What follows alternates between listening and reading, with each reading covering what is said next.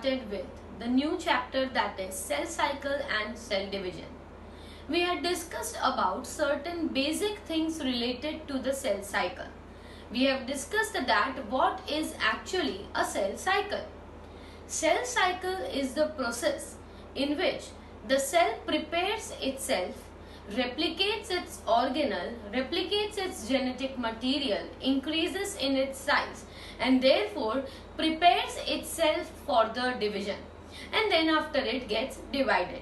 This overall processes which are going to occur, like preparing for cell division and the division of the cell, these all processes are included in the cell cycle.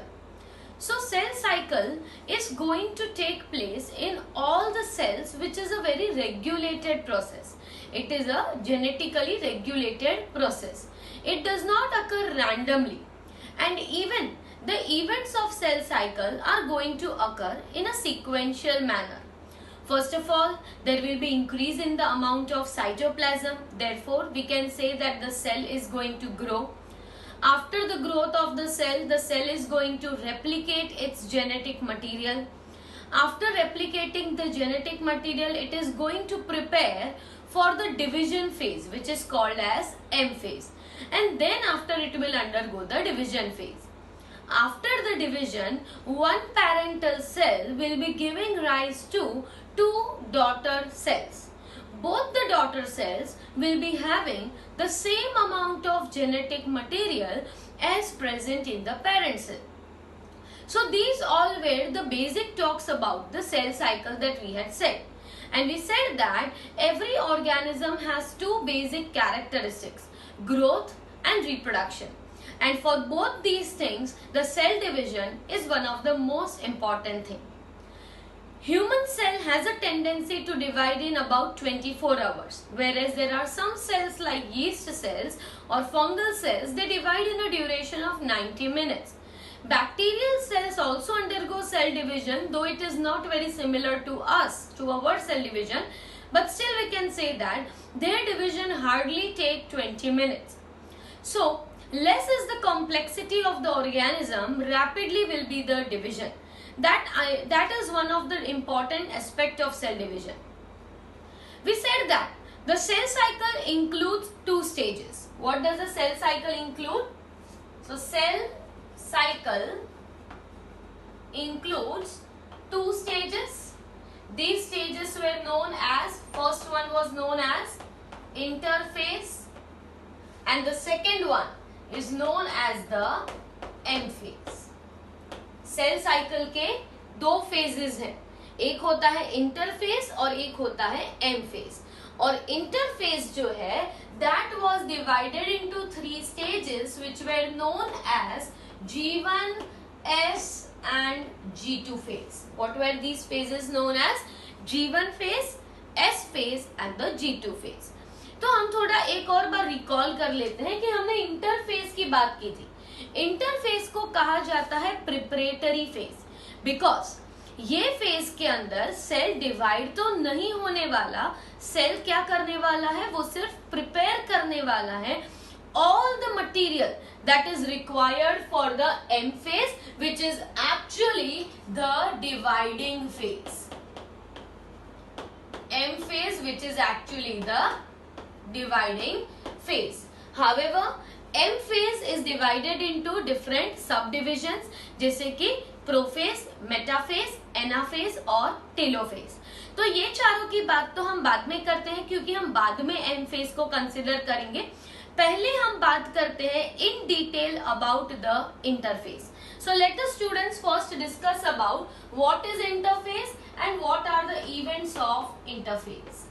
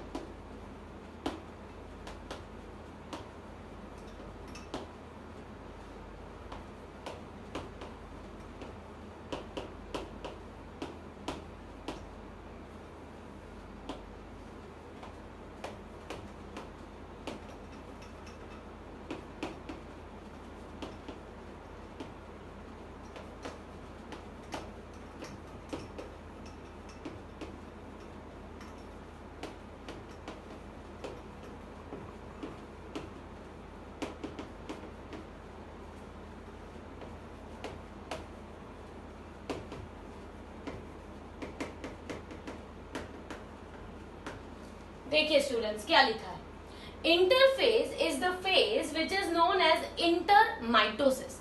इसे intermitosis इसलिए कहा जाता है क्योंकि दो mitosis के बीच में जो फेज आता है, एक बार सेल साइकिल कंटिन्यूअस होता है, तो एक बार माइटोसिस मतलब चारों फेज खत्म हुए, then after the cell will go again in the interphase. Once the interphase is completed, again the cell will undergo the mitosis. So interphase जो है वो एक बीच का प्रिपरेटरी फेज होता है, इसीलिए उसे इंटरमाइटोसिस भी कहा जाता है या तो फिर प्रिपरेटरी फेज भी कहा जाता है। यहाँ पे सेल क्या करेगा, the cell is going to prepare all the material. So whatever things are essential for the process of cell division, these all material is going to be prepared during the interphase, so that now the cell will be enabled to undergo the cell division, ताकि वो cell अब आगे जाके cell division कर सके। तो interphase जो है उसमें जैसे कि एक सेल साइकिल की हमने बात की थी, तो हमने यहाँ पे ड्रॉ किया हुआ था डायग्राम, दैट इंटरफेज में क्या आता है, G1 phase, S phase, G2 phase और फिर आता है M phase. Again M phase के बाद क्या आएगा, G1 फेज, राइट। तो M फेज जो है वो डिवाइडिंग फेज है, पर again and again this phase is going to come. The cell is again going to undergo interphase, it is going to prepare and again it is going to form two daughter cells. मतलब यहाँ पे G1 phase में क्या हो रहा है, size of the cell is going to increase. यहाँ पे M फेज में क्या होगा, there will be presence of two daughter cells. दो daughter cells बन रहे, ये जो डॉटर सेल है it is going to increase in its size. क्यों, क्योंकि साइटोप्लाज्म का अमाउंट जो है वो इंक्रीज होने वाला है। फिर क्या होगा, एस फेज में, in the S phase there will be replication of the genetic material, so genetic material is going to be replicated. और उसके बाद G2 फेज जब आ जाता है तो G2 फेज के अंदर भी सेल सिर्फ साइज में थोड़ा इंक्रीज होता है और अंदर जो भी कंटेंट्स है, जो भी कंटेंट्स है प्रोटीन, आरएनए, इन सबका सिंथेसिस करता है और फिर सेल किस फेज में जाता है, एम फेज में। तो हर एक दो एम फेज के बीच में आता है इंटरफेज, इसीलिए उसे क्या कहा गया है, intermitosis. It comes between two M phases, so it is called intermitosis. तो ये तो मैंने सिर्फ आपको थोड़ा समझाने के लिए ड्रॉ किया है यहाँ पे। फिर आगे बढ़ते हैं। Now what is going to happen during interphase,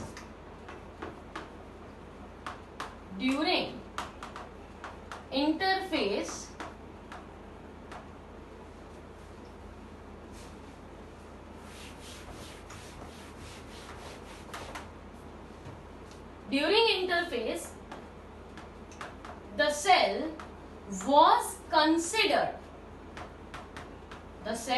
considered to be in resting stage. Initially क्या कहा गया था कि इंटरफेज में सेल को क्या कंसिडर किया गया है, रेस्टिंग स्टेज में कंसिडर किया है। रेस्टिंग स्टेज में इसीलिए बिकॉज ऐसा देखा जाता है, because no major activity takes place, no activity of cell division takes place, मतलब सेल डिवीजन की कोई एक्टिविटी होती नहीं है, इसीलिए ऐसा कहा गया था कि इंटरफेज क्या है, रेस्टिंग स्टेज है। But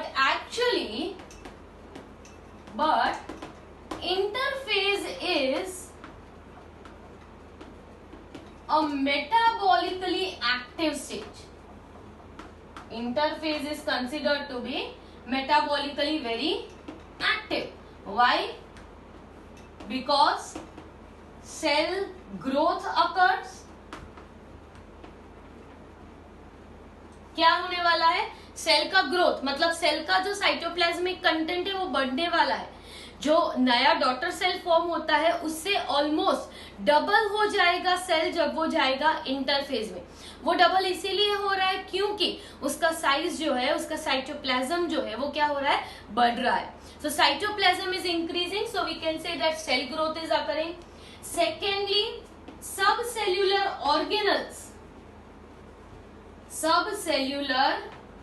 organelles will be replicating. And third, chromosomes also replicate. क्या होने वाला है? इंटरफेस को पहले क्या कहा जाता था? रेस्टिंग कहा जाता था. क्यों रेस्टिंग कह देते थे?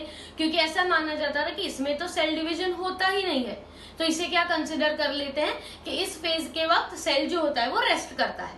बट लेटर ऑन ये प्रूव हुआ कि it is not resting. Cell कैसा है? मेटाबॉलिकली बहुत ज्यादा एक्टिव है.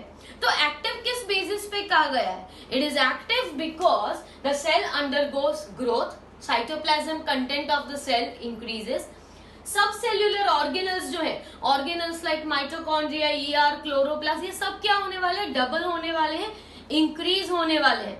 So there is replication, that is duplication of even the cell organelles. और थर्ड जो सबसे इम्पोर्टेंटली हो रहा है वो है chromosomes are also getting replicated, DNA is getting replicated. तो जेनेटिक मटेरियल भी डबल हो रहा है. जब इतने इंपॉर्टेंट इवेंट्स हो रहे हैं इंटरफेस के वक्त, तो इंटरफेस को हम रेस्टिंग नहीं कह सकते. What is it? It is metabolically active stage. तो ये स्टूडेंट्स हमने बात की. अब एक इंपॉर्टेंट चीज, कई ऐसे सेल्स होते हैं जो लाइफ टाइम तक इंटरफेज में ही रहते हैं. हम मान लेते हैं कि interphase cells takes about 75 to 95% of duration in interface. 75 to 95% duration इनका किसमें चला जाता है? इंटरफेस. मतलब मैंने पहले कहा था कि सेल साइकिल अगर 24 आवर्स की है तो 24 आवर्स में से 22 to 23 आवर्स तो सिर्फ इंटरफेस ही लेता है. बाकी का डिवीजन फेज तो हार्डली इट इज 1 आवर. तो यहाँ पे भी मैंने वही लिखा है कि सेल्स जो होते हैं उनका 75 to 95% ड्यूरेशन किसमें चला जाता है? इंटरफेज में चला जाता है. जो एक्टिवली डिवाइडिंग सेल्स होते हैं, जो बहुत ही जल्दी जल्दी डिवाइड होने ही वाले, उनका इंटरफेस टाइम जो होता है वो थोड़ा कम हो जाता है, क्योंकि वो बहुत ही ज्यादा एक्टिव रहते हैं, तो वो डिवीजन बहुत ही रैपिड करते हैं. तो ऐसे सेल्स में इंटरफेस का ड्यूरेशन थोड़ा कम होता है. तो इंटरफेज में एक और चीज, some cells remain in interphase, remain in interface throughout the life. For example, mature nerve cells, or you can say certain non-dividing cells.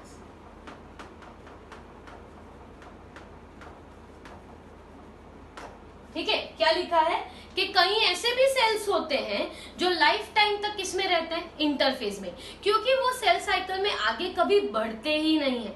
क्यों नहीं बढ़ते? क्योंकि ये सेल्स को अब आगे डिवाइड होने की जरूरत नहीं है. वो डिफरेंशिएट हो गए हैं इनटू सम स्पेसिफिक सेल, जैसे कि नर्व सेल. तो ऐसे डिफरेंशिएट हो गए हैं कि नर्व सेल्स जो होते हैं वो वापस हमारी बॉडी में डिवाइड नहीं होते. तो जो सेल्स डिविजन नहीं करने वाले वो सेल्स भी लाइफ टाइम किसमें रहते हैं? इंटरफेस में रहते हैं. तो आगे हम देखते हैं कि इंटरफेस के 3 सब स्टेजेस हैं, G1, S और G2. तो तीनों सब स्टेजेस में कौन से इवेंट्स होते हैं तो वो हम आगे बात कर लेते हैं. एक बार ब्रीफ में देख लीजिए. 3 स्टेज है, G1, S और G2. वो अभी हमने डिस्कस नहीं किए. हम सिर्फ इंटरफेस के बारे में जनरलाइज्ड बात कर रहे हैं. तो इंटरफेस जो होता है उसे क्या कहता है? इंटरमाइटोसिस कहते हैं, क्योंकि वो 2 माइटोटिक डिविजन्स के बीच का फेज है, इसीलिए इंटरमाइटोसिस. हर एक सेल डिवाइड होने से पहले इंटरफेज में जाता ही है, तो ही वो प्रिपेयर करता है डिवीजन के लिए. दूसरा पॉइंट ये लिखा है कि सेल इंटरफेस के वक्त अपना मटेरियल रेडी करता है so that it can enable it to cell division, ताकि वो आगे सेल डिवीजन कर सके. पहले ऐसा माना जाता था कि इंटरफेज एक रेस्टिंग स्टेज है, क्योंकि इसमें सेल डिवीजन के कोई एक्टिविटी होते नहीं है. लेटर ऑन ये कहा गया कि नहीं, सेल बहुत मेटाबॉलिकली एक्टिव होता है, क्योंकि इस ड्यूरेशन में सेल का साइटोप्लाज्म बढ़ता है, ऑर्गेनल्स का डुप्लीकेशन होता है और क्रोमोसोम्स भी रेप्लिकेट होते हैं. सेल अपना 75 to 95% ड्यूरेशन सेल साइकिल में से इंटरफेज में ही स्पेंड करता है, और कई ऐसे सेल्स होते हैं जो लाइफ टाइम तक इंटरफेज में ही रहते हैं क्योंकि वो आगे सेल डिवीजन करने नहीं वाले हैं, so they get arrested in the interphase. So let us first start with the sub-stages of interphase.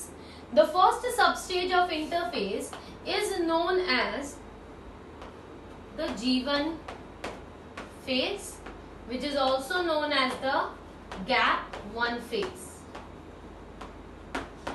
Okay, so there are three sub-stages G1, S and G2. First we talk about the G1 phase. तो हम बात करते हैं कि G1 phase में क्या होगा. Now G1 is one of the most essential and the longest phase amongst the interphase. पूरे इंटरफेज में सबसे जो longest होता है वो होता है G1 phase, and it is the phase between previous M phase and the new phase of, or you can say new S phase, या तो फिर आप कह सकते हो new phase of DNA replication.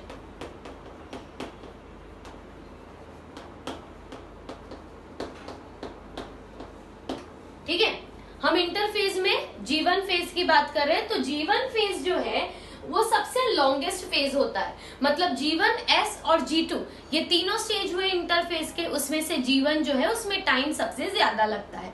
ये जो फेज है ये फेज कब आता है, तो it is between previous M phase, मतलब उसके पहले क्या हुआ होगा, डॉटर सेल फॉर्म हुआ होगा, और वो डॉटर सेल अब किस में एंटर हो रहा है, G1 फेज में. So it will be between previous M phase and new phase of DNA replication. मतलब डीएनए रेप्लिकेशन से पहले और माइटोसिस डिवीजन के बाद, इन दोनों के बीच में आ जाता है G1 phase.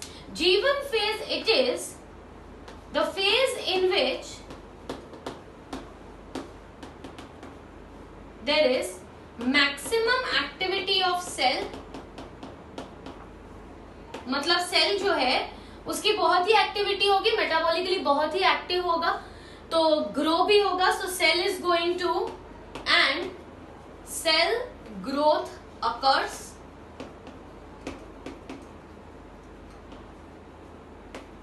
Less activity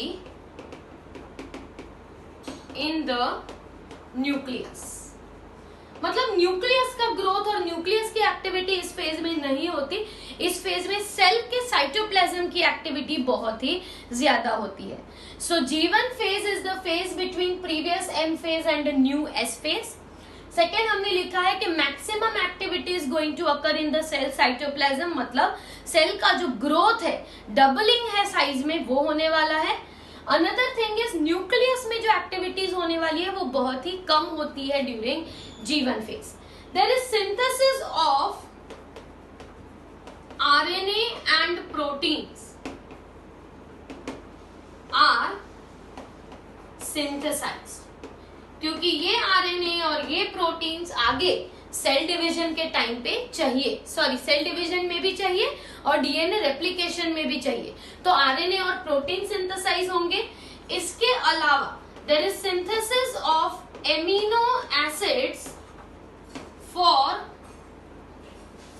histone proteins,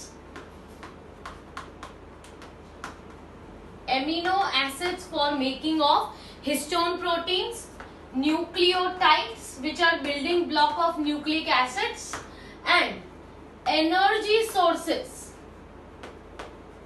that is ATP, is synthesized in this phase, is going to be synthesized. क्या क्या synthesize होने वाला है, RNA and proteins.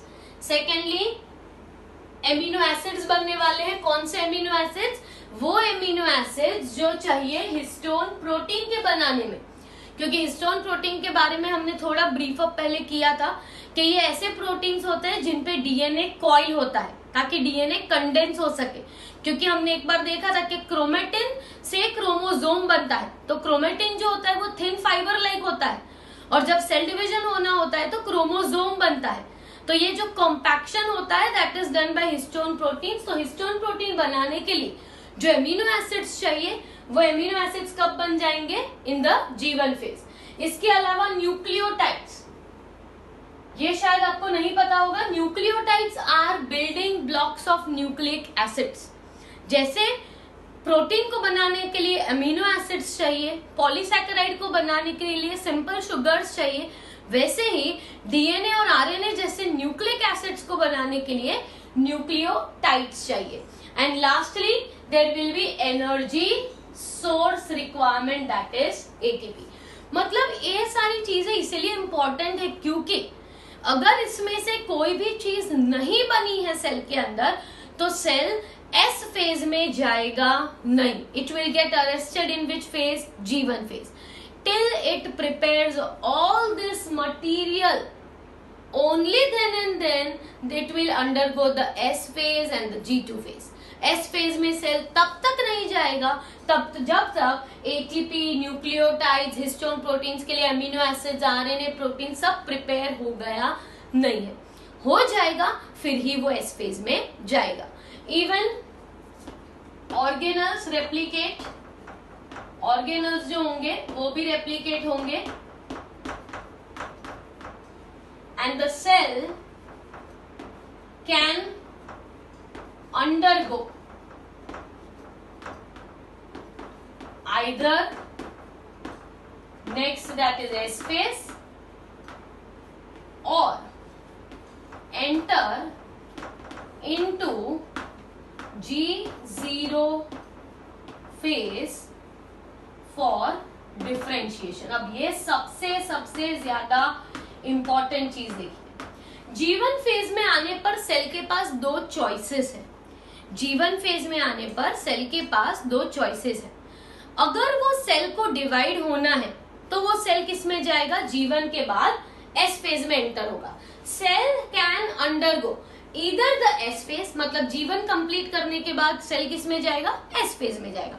पर दूसरा ऑप्शन ये भी है कि cell will not enter S phase, instead the cell will undergo a phase which is called G0 phase और क्वीसेंट फेज। ये एक ऐसा फेज है जिसमें जो भी सेल्स को डिवाइड नहीं होना और डिफरेंशिएट होके कुछ फंक्शन करना है वो सेल्स किस में चले जाते हैं? G0 में, मतलब वो सेल साइकिल को लीव कर देते हैं। ऐसे भी सेल्स होते हैं जो G1 स्टेज में काफी लंबे समय तक रहे। कितने समय तक? जब तक सब कुछ प्रिपेयर नहीं हो गया है तब तक। पर कई ऐसे भी सेल्स होते हैं जो G1 फेज को लीव करके किस में एंटर हो जाए? G0 फेज में। और ये एक ऐसा फेज है जिसमें सेल आगे डिवाइड नहीं होगा, उसकी जगह पे क्या हो जाएगा? डिफरेंशिएट हो जाएगा and acquire some specific function. तो कई सारे ऐसे सेल्स होते हैं जो G0 फेज में चले जाते हैं। तो आगे हम सेकेंड की बात करते हैं, the next phase which is known as the S phase. Now S phase, it is the phase of DNA replication. A phase of DNA replication in which DNA gets copied. Remember, number of chromosomes do not increase। मतलब हम जब बोलते हैं कि DNA का replication होगा, DNA double होगा, उसका मतलब ये नहीं है कि डीएनए मतलब 46 क्रोमोसोम्स हैं तो उसके डबल क्रोमोसोम्स हो जाएंगे, या 23 क्रोमोसोम्स हैं तो 46 क्रोमोसोम्स बन जाएंगे। ऐसा होता नहीं है। Number of chromosomes never ever get increase, number of chromosomes remain same. What changes is 1C to 2C, that is if it has one chromatid, now it will have two chromatids. If it is having one chromatid, now it will have two chromatids. That is doubling of DNA, that is copying of DNA.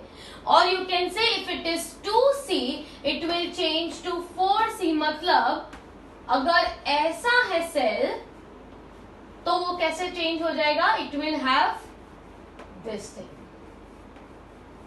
that is number of chromatids have increased, not the number of chromosomes.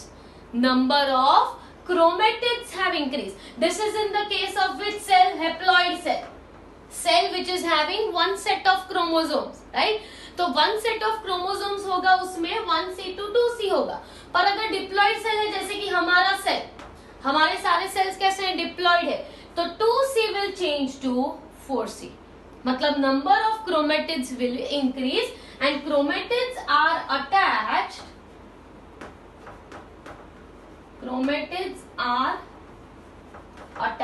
at centromere.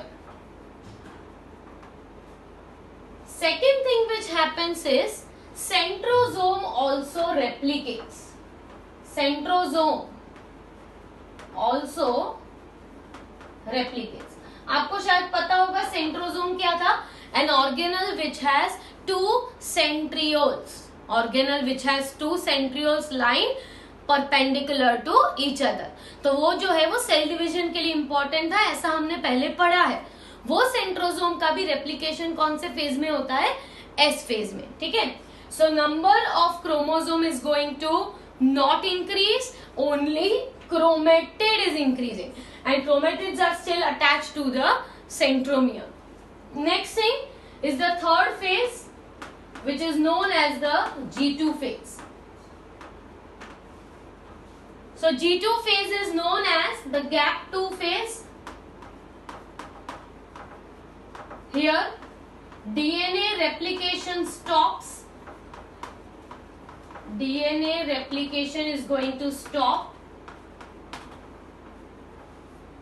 मतलब DNA का जो replication S phase में हो रहा था वो completely stop हो जाएगा, किसमें, G2 फेज में. इसके अलावा synthesis of RNA and protein continues. Synthesis of RNA and proteins is going to continue that are required in M phase. मतलब एम फेज में जो भी आरएनए प्रोटीन सबकी जरूरत थी वो सिंथेसाइज होते जाएंगे, और यहाँ पे डीएनए का रेप्लिकेशन नहीं हो रहा, सिर्फ आरएनए और प्रोटीन्स बन रहे. कोई ऑर्गेनल्स होंगे तो वो भी डबल हो जाएंगे. इसके अलावा G2 फेज के बाद फिर आ जाता है एम फेज. तो यहाँ पे एक बार क्विकली थोड़ा देख लेते हैं. पहला फेज कौन सा है, G1 फेज. G1 फेज में कौन से कब आता है G1 फेज, तो पहले का एम फेज और बाद का एस फेज, इन दोनों के बीच में ये फेज में सेल की मैक्सिमम एक्टिविटी होगी. सेल जो होगा वो साइज में बहुत ही ज्यादा इंक्रीज होगा, ऑलमोस्ट डबल हो जाएगा साइज में. न्यूक्लियस की कोई मेजर एक्टिविटीज रहती नहीं है. G1 फेज में आरएनए, प्रोटीन्स, हिस्टोन के लिए अमीनो एसिड्स और एनर्जी सोर्सेस और न्यूक्लियोटाइड, इतनी चीजें बनेंगी. अगर ये चीजें बन चुकी हैं तो ही सेल आगे एस फेज में जाएगा, इसीलिए इसे एक चेक पॉइंट भी कहा जाता है. If these things are not prepared cell will not move on to the S phase. Cell जो होगा वो दो चीज कर सकता है, आगे वो एस फेज में जा सकता है या तो फिर वो G0 फेज में जाके डिफरेंशिएट हो जाएगा, सेल साइकिल से बाहर निकल जाएगा. एस फेज में डीएनए का रेप्लिकेशन हो रहा है, डीएनए का कॉपी हो रहा है, क्रोमोसोम नंबर नहीं बढ़ रहा. मतलब एक क्रोमेटिड है अगर तो 2 क्रोमेटिड्स बन जाएंगी, 2 क्रोमेटिड्स अगर 2 क्रोमोसोम्स हैं तो 4 क्रोमेटिड्स बन जाएंगी. क्रोमोसोम्स जो होते हैं वो सेंट्रोमियर से अटैच रहते हैं. सेंट्रोजोम का भी रेप्लिकेशन एस फेज में होता है, और G2 फेज में वो क्या करेगा, आरएनए और प्रोटीन का सिंथेसिस चालू रखेगा, डीएनए का रेप्लिकेशन बंद कर देगा और प्रिपेयर कर लेगा खुद को. मतलब माइक्रोट्यूब्यूल फॉर्मेशन, माइक्रोट्यूब्यूल के लिए जो प्रोटीन चाहिए, मतलब जो ट्यूबुलिन प्रोटीन चाहिए, वैसे ट्यूबुलिन प्रोटीन्स का सिंथेसिस मेन होता है G2 फेज में, क्योंकि आगे सेल डिवीजन में स्पिंडल फाइबर्स बनेंगे तो उनके लिए चाहिए माइक्रोट्यूब्यूल्स, और माइक्रोट्यूब्यूल्स के लिए चाहिए ट्यूबुलिन. तो ये प्रोटीन का सिंथेसिस भी G2 फेज में होगा. नेक्स्ट हम बात करेंगे about the M phase, that is mitotic phase.